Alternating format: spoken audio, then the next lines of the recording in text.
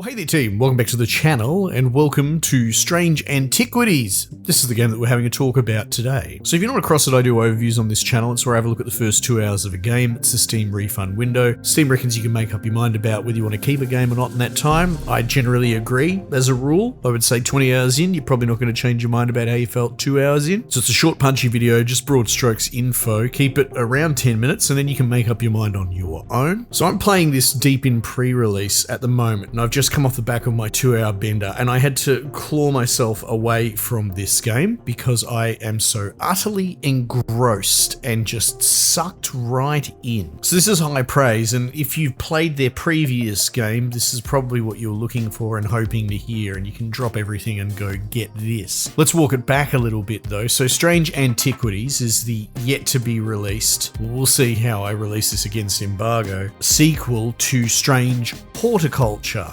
developed by Bag Viking, published by Iceberg Interactive. And Strange Horticulture has always been a game that I have enjoyed and wanted desperately to put more time into. And to be honest, after just sort of really falling down this one, you know, the sequel, and my time with it, I want to go back and play Strange Horticulture in full. Even just checking now, that's sitting on overwhelmingly positive reviews. My greatest concern with it is how deep the gameplay loop goes. I'm not quite sure if it's going to pull a full-on like Inscription, you know, and players of that game, if you know, you know. I feel like it might not. It might just be short and, you know, people probably use terms like cozy, but kind of just a more light gameplay loop. But nevertheless, it's very well realized in Strange Horticulture, and in this sequel, Strange Antiquities, it's basically just more of that, right? Okay, anyway, look, I'm not trying to dance around it, but the gameplay loop is a little bit tricky to explain. And what it's going to do is going to tick boxes in your brain that aren't strictly your moment-to-moment dopamine, flashing lights, high stimulation, give me more that you get from a lot of video games. This sits somewhere in like a sort of fantasy experience of job competency and the satisfaction that comes from a job well done. Another game that springs to mind actually is Cash Cleaning Simulator, a strange example, but maybe you've played both and you'd understand. And same thing with that game in that it's about the fidelity of doing all the bits and pieces of the job. You know, you're not trying to automate yourself out of a job like something like a Factorio. In the example of Cash Cleaner Simulator, it's about knowing what to do with each situation and handle it accordingly. And so the strange games, I suppose we'll call them, does that on a fairly light scale. There is a fidelity, also read as, I suppose, fiddliness, if someone was more frustrated with this, poking and prodding.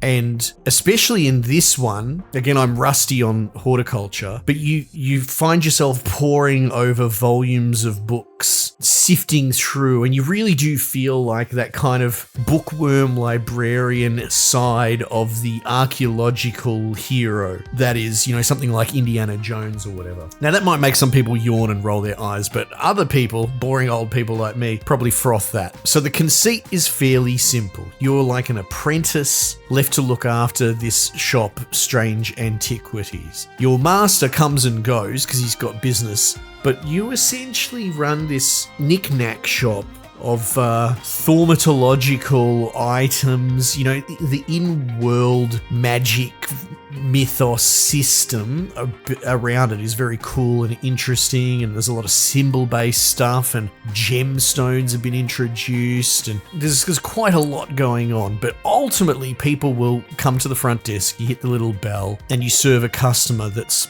looking for the cure to what ails them, right? You're not necessarily triaging the problem and fixing it. You're more like trying to give them what they specifically ask for. They'll say, I want this item, and you will generally just start with your main book, which is an index with a page-long description of said item, and often it comes with a sketch as well. Now, they're not the most difficult puzzles, but they are a little bit they are a little bit obtuse, right? They do run that line on riddle. You've got a hint system which is fairly generous, and even if you do get the wrong thing wrong, you have multiple tries before you have to do this sort of dice roll mini game. And I don't know what actually happens if you fail out of that. Maybe you game over and die, I'm not sure. But, you know, there seems to be some consequence to just brute forcing the answer and jamming every single possible object into the slot to match it up. But that's basically what it is.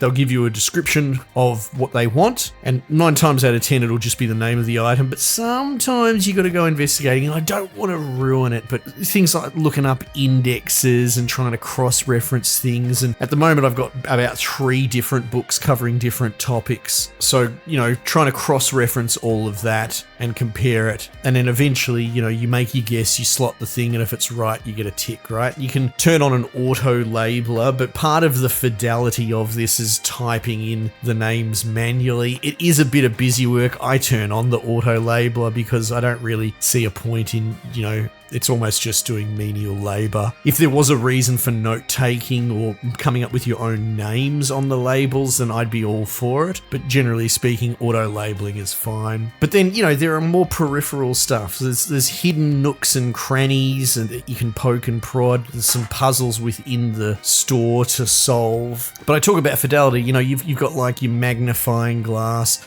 You've got a set of scales. Some things are heavier or lighter than, so you've got these pound weights that you can put against them to try and figure all that out. If you inspect items, you know, you right click on them, you have like 4 different indexes to check against, you know, how they make you feel, how they, you know, the touch, the actual physical feel. Maybe they're made out of a certain material, you know, like a rich metal or what have you. And all of this comes back to the trying to Swiss cheese it and align it and solve for whatever the item is. And then beyond that, you can do sort of exploring about town. You've got a map. I've got 2 maps now. I've got like a mansion I can explore as well. And it's one of those things you can just pull it up and click and go, I'm going to this place. But if there's nothing there, you're going to lose points or whatever it is. It's sort of like a soft health bar on the side of the screen. You get a couple of goes per business day of like failing and misclicking and misguessing before you have to do the dice mini game. So like I said, there seems to be consequences, but they're fairly light. It is ultimately a stop you from brute forcing mechanic, which, you know, I appreciate because you give me the chance to brute force anything in any game, I will do it immediately. But yeah, you'll get little notes and letters and puzzles saying, hey, there's something buried out here between these buildings, and then you got to go and root around and figure out where that is. And look, if you've played the first game, a lot of this stuff is probably very familiar, but where that dealt with kind of plants and the description of, you know, very green thumb, this is much more Indiana Jones archaeological antiquities. And for me, that's a little bit more appealing. I'm not really a green thumb or anything like that. But this world that they've built is really quite cool. You know, it's a little bit closer to what I find the magic of something like a Harry Potter universe, or at least the early, before it becomes edgy teen bait. Like, I'm all for escalating it and making it dark and shooting each other with your 45 caliber wizard guns, wizard sticks, you know, but it all gets a little bit edgy emo teen for me.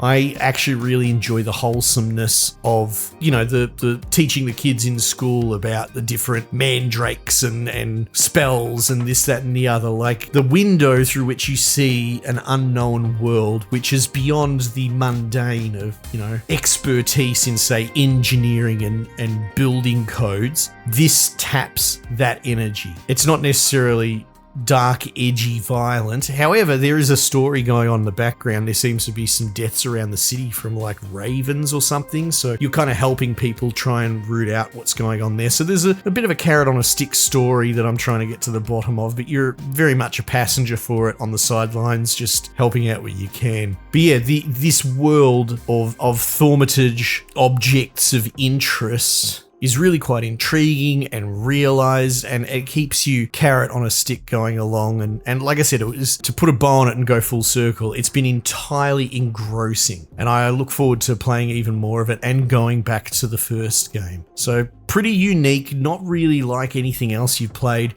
not too cerebral, Like, it's not out to challenge you and break your brain and have you bounce off it and be frustrated. It is much more comfortable, but with all the touching and moving books and organizing things on shelves and all that, this level of fidelity adds a certain level of engrossment and immersion that I think is absent in a lot of other games, where you are so clearly the guy on the other side of the screen watching whatever play out and putting your button inputs. I find that being part of the busy work does help you lose yourself as the person behind the desk in the world.